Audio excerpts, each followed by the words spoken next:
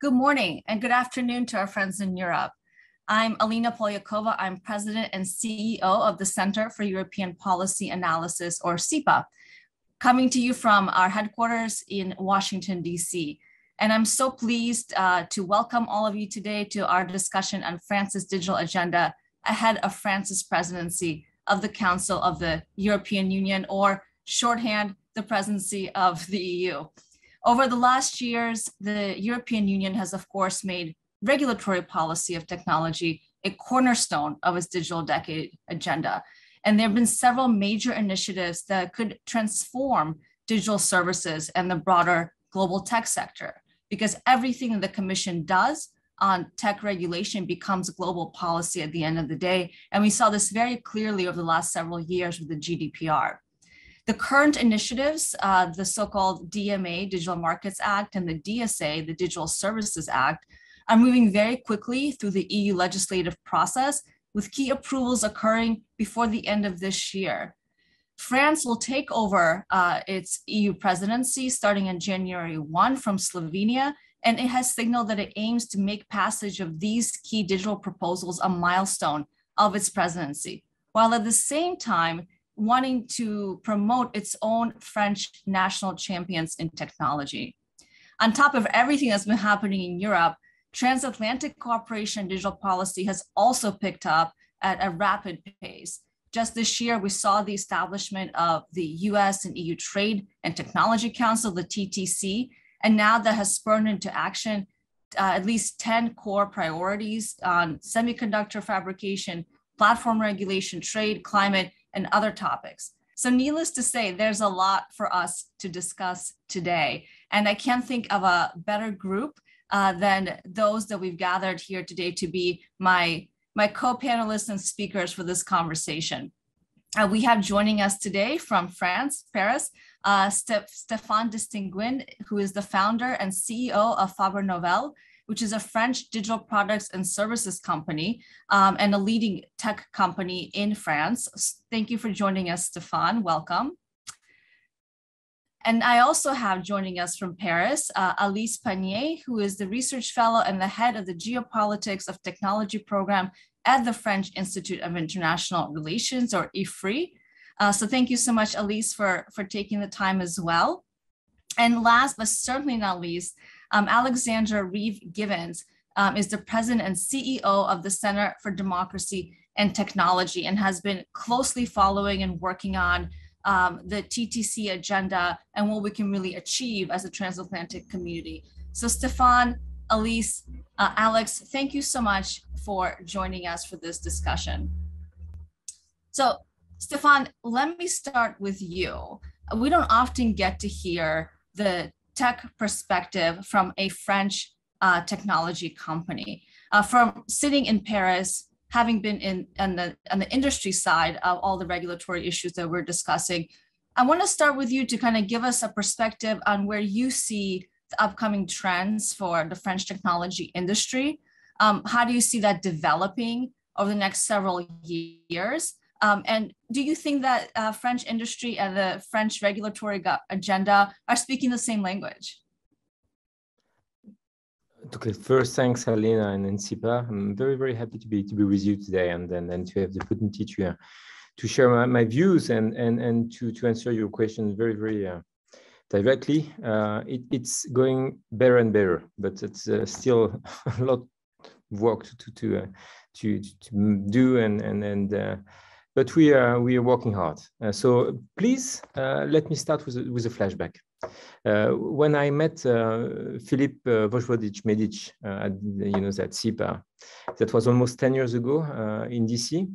And I had been an entrepreneur in tech in Paris for about 10 years, and I'd been operating a branch and a co-working space in San Francisco for about 3-4 years. At that time, so 10 years ago, digital was very, very hot everywhere, but absolutely not what it is today on both sides of the Atlantic. In France, we had many startups, a few successes, but almost no unicorn. No one was, that was worth more than $1 billion. And the last French company that made it through to an IPO on the Nasdaq was Business Objects, and that was in 1994. So suddenly everything went quite fast. We now have 24 startups that are worth more than $1 billion. A few have been listed on the NASDAQ and European markets. And the French government launched an initiative called Next 40 with our 40 top startups. That's a reference to our SP 500 in France, that's called CAC 40, gathering the 40 top French companies.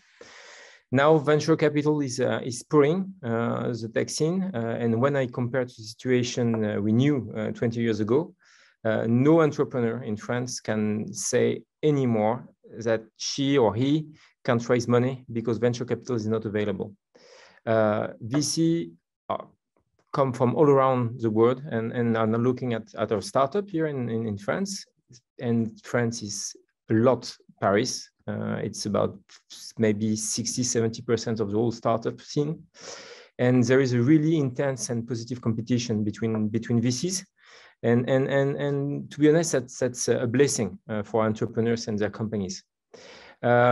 You asked me what could be the scenarios for the future of the French tech industry. By the way, we call it French tech. The government launched back that was almost 10 years ago. That's French tech movement. Was the name for it, and that was at the very beginning for the CES in Las Vegas that we decided to have this brand. And so under that brand and that name, that's French Tech, we are now that's gathering and meetups and launching funds, and so that many public and private initiative under that French Tech umbrella. And so I will start with an overview. First, it's the weight of the US tech giants has grown to such an extent that it's created a very unbalanced competitive landscape in Europe. And that's also the case, of course, in France. And it's been even worse because of COVID. If you think of, I don't know if you use it so much in the US, but in France and Italy too, we talk a lot about GAFA. That stands for Google, Apple, Facebook, Amazon. That's just a name. And to in our perspective and mine especially, it's there's a lot to compare and to think about, just like putting them together and thinking of the platform economy and thinking that GAFA actually is not just one company for sure, but means it's a good way and a good focus to think of both competition and regulation. If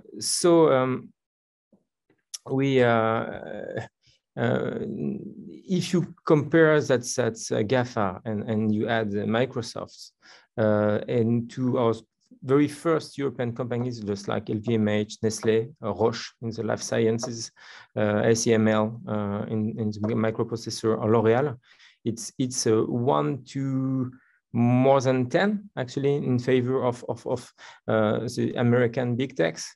So that's really huge. And it, to be honest, they really seem untouchable, even when they are subject to fines and regulation. It means for governments and a lack of and loss of sovereignty, and for us, it's an unfair competition. It's not only a matter of innovation and startup. It's also a matter of gatekeepers, as we call them, also, as you know, and incumbents. When you compare, you know, that's newspapers, TV operators, telcos, for sure, they're in positions that are absolutely nothing to compare as the power and strength of that GAFA. And that disproportion in terms of size, but also financial, economic, and political power. You need to remember that at the very beginning of François Hollande, that our previous president before Emmanuel Macron, Eric Schmidt was a non-executive chairman at Google at that time, came 2 times. And he was in the maybe first 6 months of François Hollande's presidency. And he was, you know, received just like a president himself. So that there is a huge political power, and it's not new.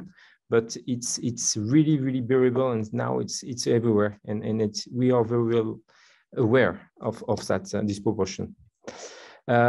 Nevertheless, there is a rising dynamic of the European and French tech. In the last few years, that French tech has been steadily growing. In 2020, over 5 billion were invested in French tech. And at that time, France was, that's number 2 or 3, but UK was about over 15 billion, and Germany was very close, between 6, 7, and so that was the ranking. But in 2021, that was 10 billion that were raised by French tech startup, and that's double of previous year, and a real sign of the vitality of the French tech, and I guess also of maturity of the French venture capital ecosystem. And just a few numbers there. We, as just said, we have now 24 unicorns in France. Only one existed back in 2019. And we now say that there are 160,000 in the indirect jobs that were created by startup member of the program French Tech. You know, that's the next 40 I just told you about, and another one that is French Tech 120 that are the extension with 80 more companies. So to me, the main scenario now is that we will experience what I call an NBA syndrome. And when I say NBA syndrome, that's that's just like for basketball.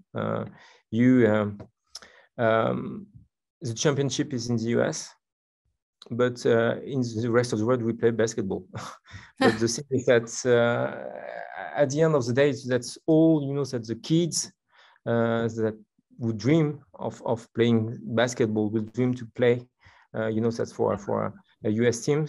So that's it's a real emergency for us to just like, if you allow me to follow up on the metaphor with sports, just to invent what could be the soccer or the Formula One for tech and digital, and it may happen actually. Would it be life science? Would it be what we call Web3? That's a metaverse and blockchain and so on.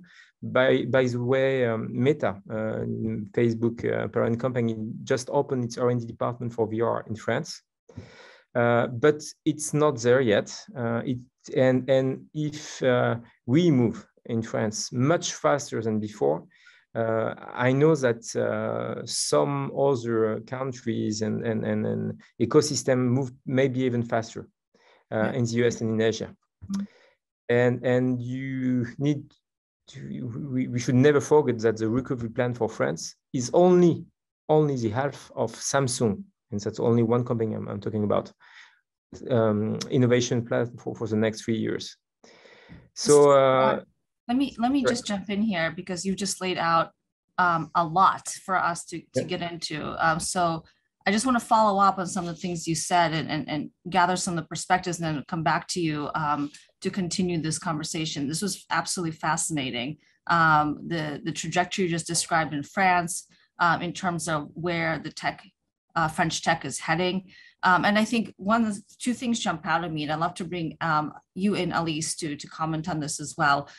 One is what you frame as a real emergency that French tech finds itself in today. And one of the other things you said at the beginning of the conversation about how do you find this balance between ensuring that you have a vibrant startup sector and a level playing field, while at the same time being globally competitive at a time when, yes, there are a lot of large companies there on the market that have grown and have been able to, in some ways outcompete a lot of other companies in Europe, not just in France.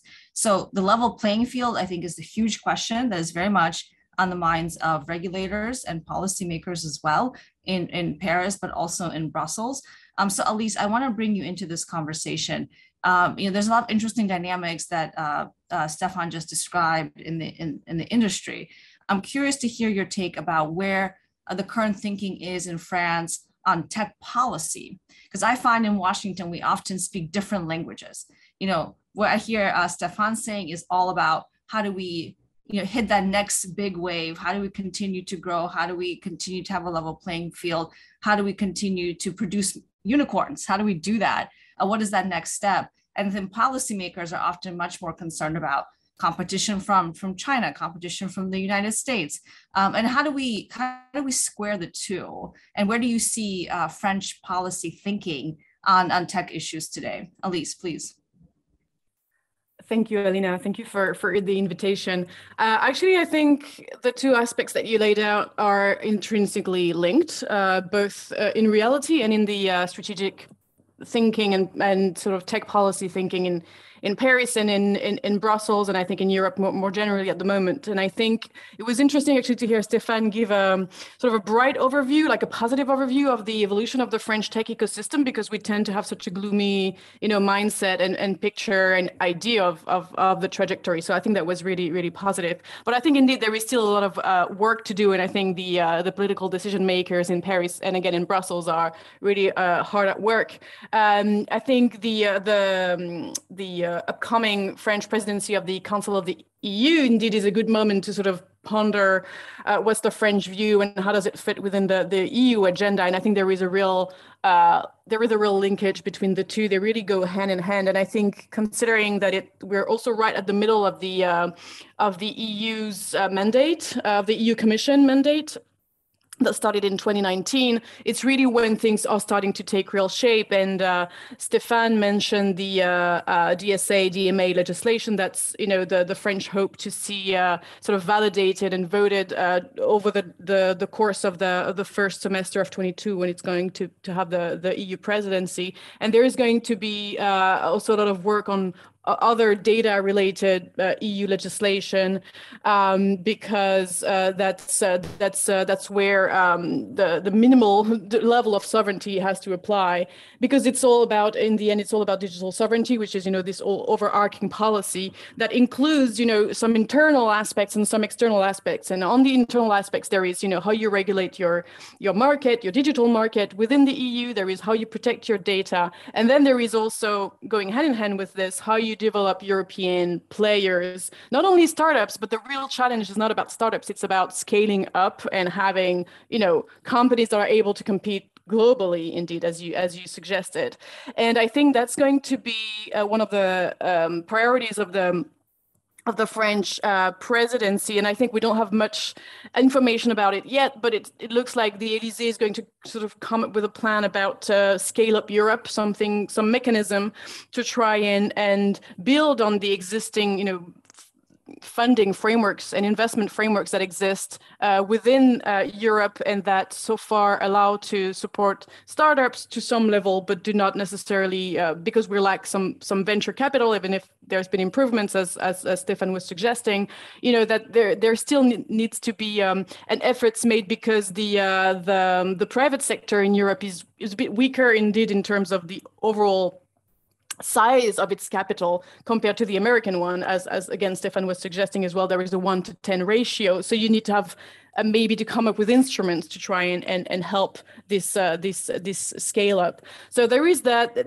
and there are some internal aspects like that, like legislation, regulation, and building the internals, if you like, ecosystems. And then there is this external policy aspect where indeed you need to sort of negotiate a level playing field. So that involves the trade policy, potentially, including sort of ensuring that European, tech companies are on level playing field with all the other international companies, such as American ones, globally, including, for example, in public procurement regulation, which I think for the French is a sticking point, considering the U.S. Buy American Act and Small Business Act that tends to favor local options, whereas the EU remains very much liberal, open market, even though it is wrongly accused of protectionism many times. And so that's one of the key aspects of the TTC, and more generally also the EU trade policy towards other actors that needs to be probably beefed up a little bit to ensure, even though that's not going to solve all of the issues, but I think that's on policymakers' mind at this point, that you can't, be open to external actors when they are not as open to you and your options. And that's only one of the aspects of this sort of external dimension of trying to build a more level international field. But I think the current thinking, I'll stop here for now. I think the current thinking is really that you need to have European options on the table, and for that you do need to continue building that ecosystem that we were mentioning, and that regulation is here to encourage then those companies from emerging, but you also need to have them in the first place to reduce your dependencies and have more options available. So, again, they both go hand in hand. No, thanks so much, Elise. You just also put a lot out there on the agenda. And I think I want to take it over and pan out to the transatlantic perspective a bit and bring Alex into the conversation here. Alex, you have been involved in the TTC conversations since the initiative was announced and then the inaugural meeting was held earlier this year.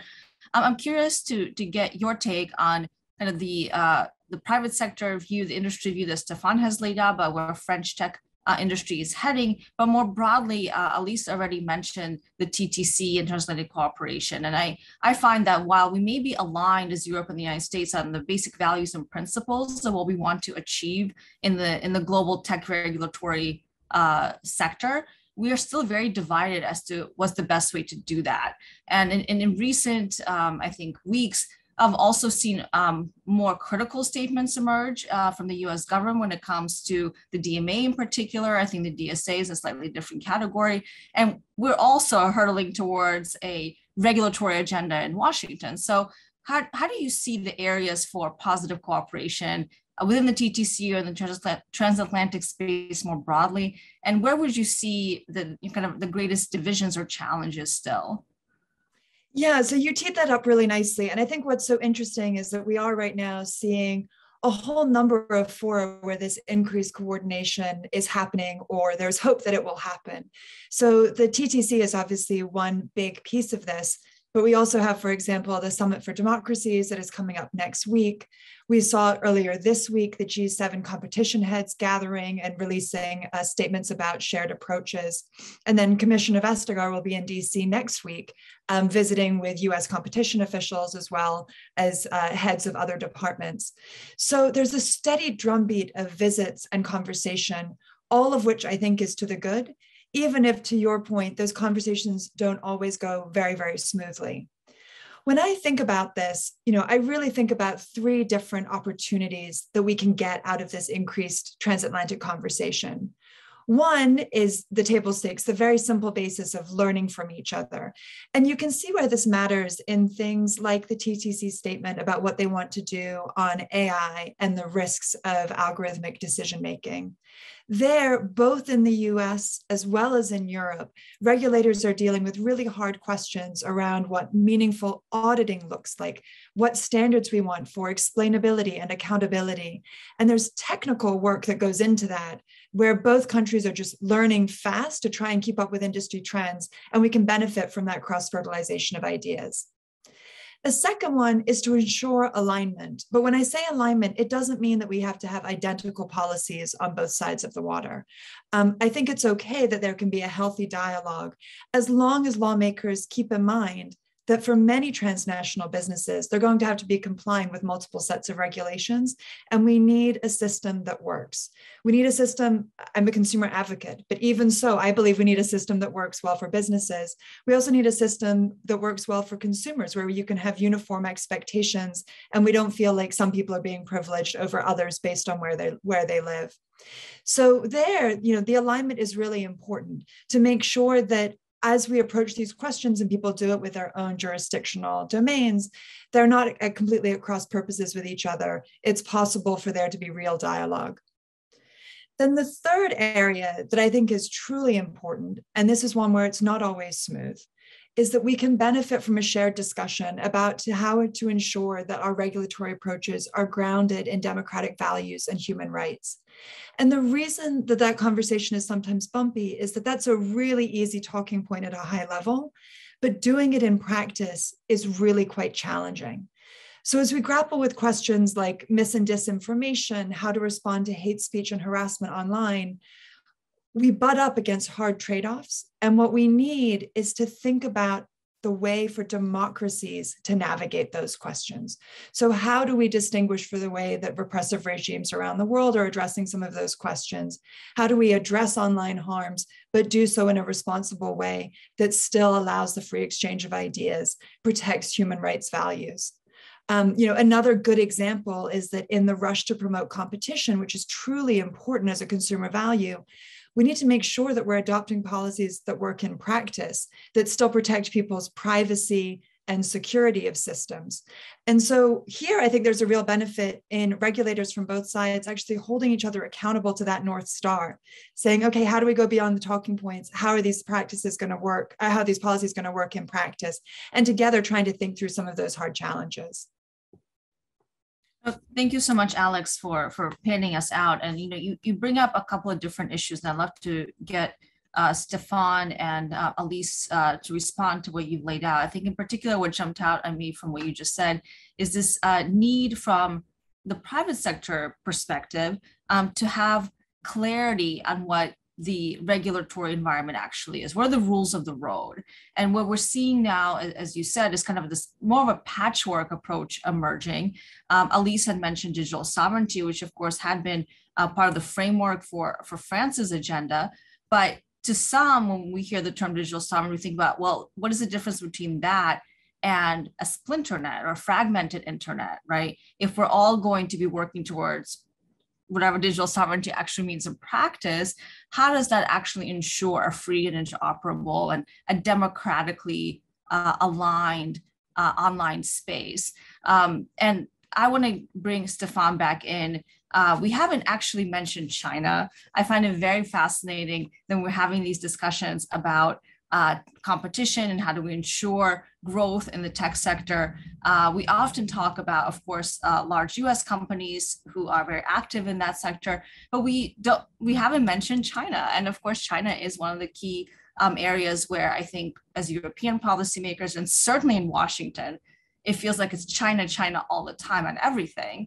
How do we kind of see the bigger picture here? How do we maybe think about from an industry perspective, are these things that you think about in your day-to-day, or is this just too far away and too geopolitically at a high level for your concerns? But are you concerned, for example, about growing competition from Chinese startups and tech companies in France? And then Elise, I want to take it over to you after we hear from Stefan. We haven't mentioned the French elections that are coming up. So we're talking about the French presidency of the EU, of course, but at the same time, we're going to have presidential elections in France this spring. And how is that really going to affect or maybe even undermine what the French presidency wants to achieve when it comes to these digital policies that we're discussing? So Stefan, let me take it over to you, and then I'll come back to Elise. It's a very good question, and there's absolutely no comparison between the US tech scene and the Chinese tech scene up to now for us here in Europe. First, because that's as a matter of the internet, the web as we use it, is mainly a matter of American platforms, just like call it Google, Facebook, Instagram, WhatsApp, and so on. And so we are not using so much WeChat. Alibaba is something, but I won't compare Alibaba to Amazon. And the two platforms, that's like TikTok, maybe for young people, and Fortnite, that is not directly Chinese, but that is through Epic with Chinese capital. There's absolutely no comparison, and I would say the frontier is not so real. And for us, and let me be frank, it's China in many ways is more of an inspiration as a way to rebuild something and a whole ecosystem and to think of that what we call the super apps, and many people now and many companies are trying to build that vision, just like WeChat when compared to the mini apps of Facebook.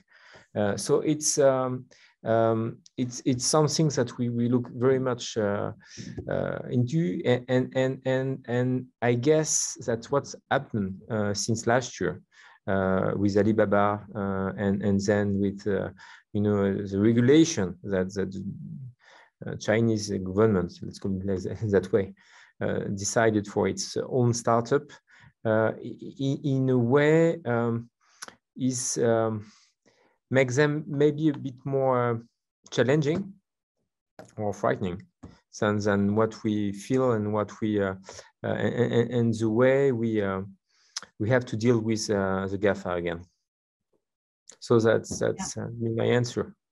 Yeah. And yeah, absolutely. I mean, I think one of the big issues that we don't have a good sense of, to be honest, in the policy space. And you mentioned Eric Schmidt earlier. We hosted a conversation with Eric Schmidt at SIPA a few months ago. And one of the things he said was a much more cynical view than I've heard him mention before, which is that China has already won the race on several key technologies, including facial recognition, maybe entertainment technologies, so like TikTok and the bigger ByteDance and things of that nature, and that we really have to move much faster to invest, to have public-private partnerships, to really move and run much faster when it comes to the broader tech race in all these other industries, including several subsectors of AI industries, as well as biotech. So he was much more pessimistic, I think, than I've heard in the past. And if you allow me, Alina, just to be complete. Yes. And also there is a big difference.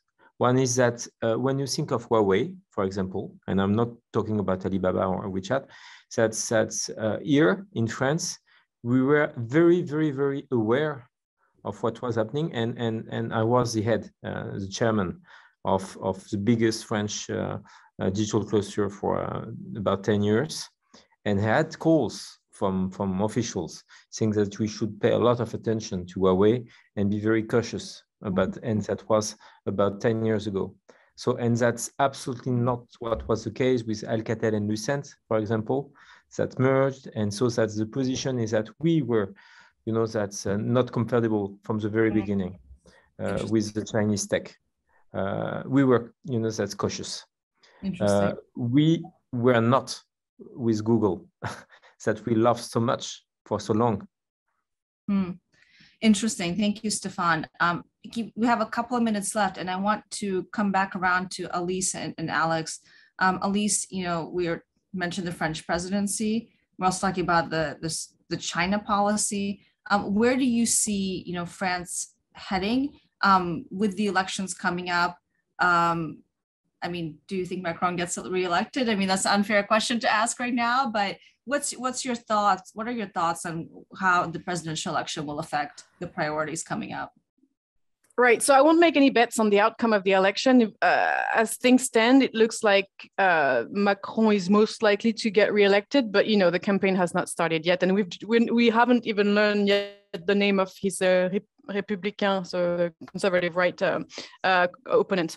But to link the China question and the French presidential election question, I think one thing that indeed is dramatically different from a European standpoint when it comes to US versus Chinese tech companies is that in China there is no rule of law, and so if we think just even data privacy concerns, with the US you can have disagreements, but you can try and negotiate a privacy shield or something. With China, you won't even try and negotiate such an adequation of data protection regimes, so that it distinguishes quite radically the two spheres. However, from the French political presidential candidates, I was looking earlier at how they view the big tech platforms and what do they say about digital sovereignty. And pretty much all of them consider that both the US and China have hegemonic intentions when it comes to the tech space, and that they may be radically different in terms of political entities, but they have similar hegemonic intentions over Europe. So that's a concern that is shared among the current candidates, whether left or right. And what also brings them together, all those candidates, is that they all think that Europe and France should aim for reindustrialization, including in the sort of high-tech domains and smart factories and all of that, and develop alternatives to American and Chinese companies. And they all believe in the role of the state as an investor and as a regulator and as a to demonstrate as well, to show an example in terms of, for example, public procurement. And that links me to what differentiates some of the candidates at this point, bearing in mind that, by the way, I don't think that it will affect the French EU presidency that much, because as I was suggesting earlier, most of the French priorities within the EU sort of are the same as the Commission. And so in a way, it will just, it's more about keeping it rolling. And I guess the current government will try and push the more challenging parts as early as the beginning of 2022, before the actual French presidential campaign becomes comes too much to the fore. But what differentiates some of the French electorate and presidential candidates is more about how much do you give precedence to France and French options versus EU and EU level options. And we have a increasingly French national sovereignist tendencies, and especially on the right. So that it may hurt a little bit the EU goals if ever one of those candidates was to be president. But I think generally speaking, the digital space is rather something that unites in terms of the vision, because they all see a common enemy in hegemonic big tech and in the lack of European, sovereign quote unquote offers. Sovereign meaning anything, but mostly the presence of European actors that can compete and play again on a level playing field with foreign options. Thank you so much, Elise. And I want to wrap this up and give Alex an opportunity to chime in here. Alex, what strikes me about I think what both Stefan and Elise just laid out is, if there is a vision in France, but I think this is generally true for many European countries, that the U.S. Tech sector is seen similarly as Chinese state-controlled tech companies, meaning, as Elise said, that both U.S. and China have equally hegemonic intentions, and that's a view across the political spectrum. It strikes me that when I think about these issues, that to my mind, it's really the real adversary here is the authoritarian states. It's not necessarily tech companies. Yes, we need to have a level playing field, rules of the road. I think we all agree on that.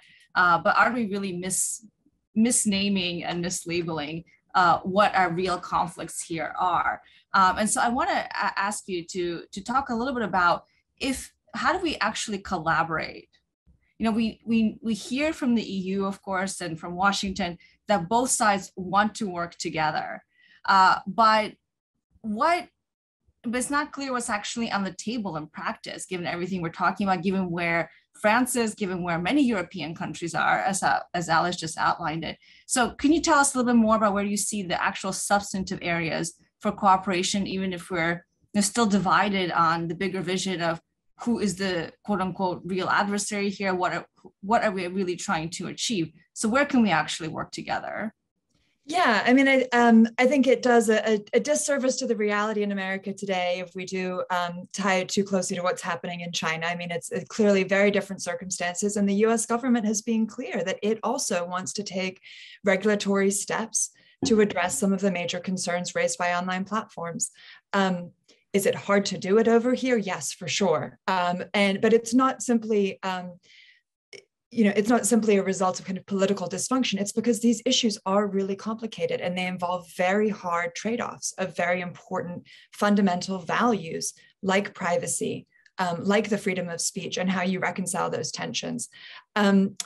In terms of how we actually, seek collaboration and what the reality is going to be between the US and the EU, I think there's no question that the fast-moving European agenda really will set the terms for the conversation, because what is being discussed in Europe is just so much more tangible. We have so much more momentum over there than there is currently in the United States around the Digital Services Act, the Digital Markets Act, and the European AI Act, just to give 3 examples that are top of mind.